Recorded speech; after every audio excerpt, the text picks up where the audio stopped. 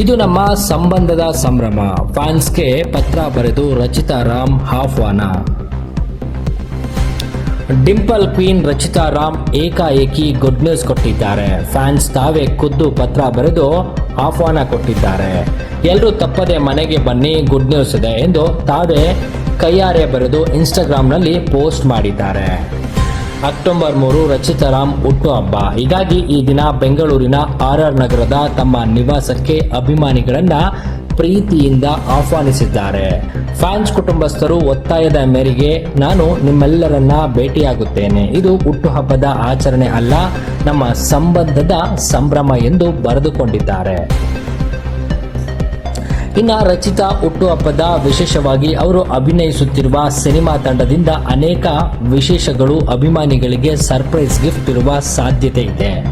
ಒಟ್ನಲ್ಲಿ ಅನೇಕ ವರ್ಷಗಳ ಬಳಿಕ ರಚಿತಾ ರಾಮ್ ಅಭಿಮಾನಿಗಳ ಜೊತೆ ಹುಟ್ಟುಹಬ್ಬವನ್ನ ಆಚರಿಸಿಕೊಳ್ಳುತ್ತಿರುವುದು ವಿಶೇಷ ಅನ್ನೋದು ಗೊತ್ತಾಗಿದೆ.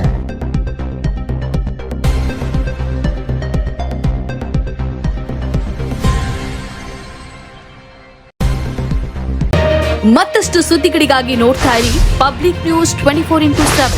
ಇದು ಸತ್ಯದ ಧ್ವನಿ.